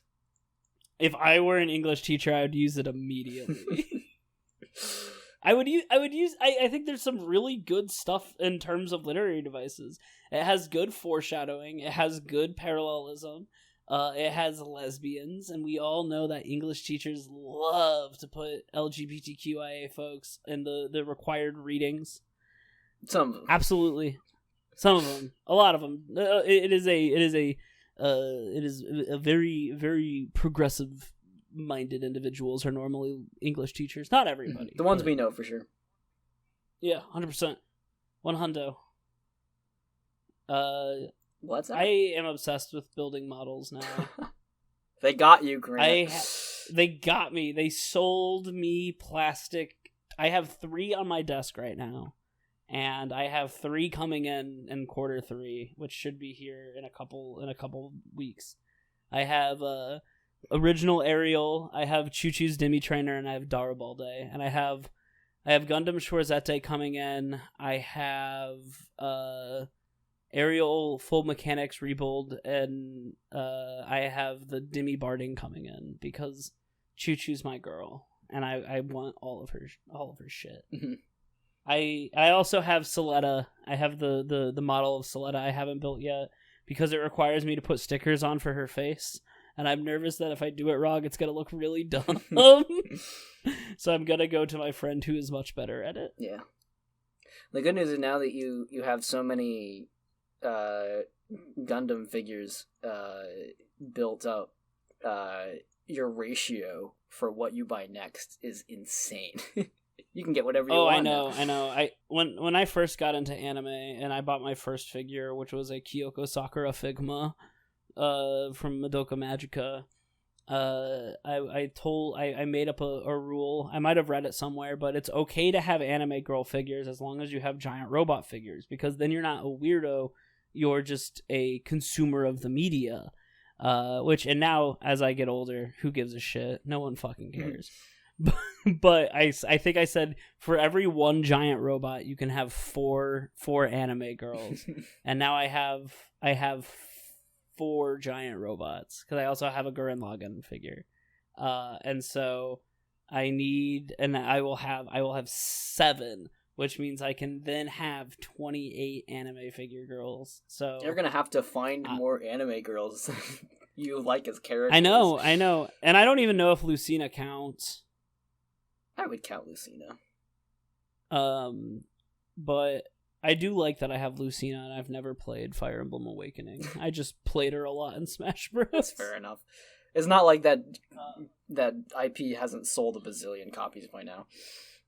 Oh yeah, I do have this dream that if I ever get really wealthy, is that I would make a diorama spanning the entirety of the G-Witch series in Gunpla.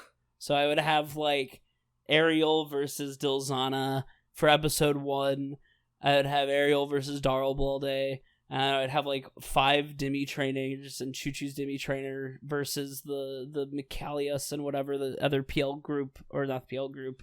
The Grassly group. I just have like all the Gunpla posed from the fights that they had in the show, and I would put it up on my wall. And and then at the top, I would have the figures from Miorine and Soletta holding hands.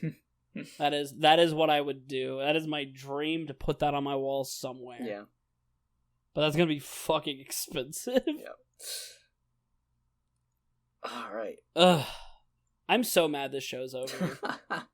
I'm mad that the show's over because I loved looking forward to watching it. It's the same thing that happened with Wonder Egg Priority, where I was just waiting and waiting. I was so excited to see what happens next. Yeah.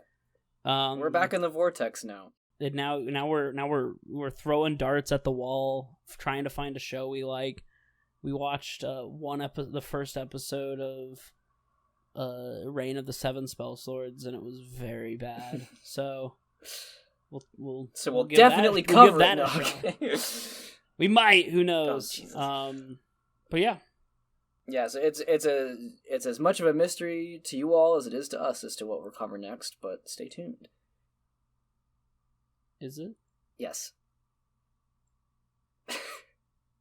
Okay, well, thank y'all for listening to us talk about Gundam, Witch from Mercury.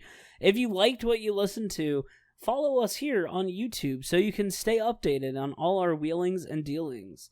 You can check us out on twitch.tv/familiar territory, where we play video games. Sometimes. We have been mostly playing Coffee Talk right now, which is a nice little visual novel. You can listen to us do our best impressions of the characters. It's good. It's a good time. It's a good time. You can follow me on Twitter. I don't really tweet that much, and I'll probably go somewhere else eventually. But I'm still sitting here. But you don't need to do any of that, because we are not your dads. Alright, give me 1 second. I forgot to put on a shirt because I took my shirt off because it was really hot and I just got back from longboarding. And if I record this without a shirt, I'll think to myself, well, hot damn. That is the episode of... That was the shirtless episode. This is the shirtless episode, and I don't want this to be the shirtless episode. Ugh. Especially because of this show. Alright, my shirt is on backwards. Man, this is a challenge. Ugh, alright.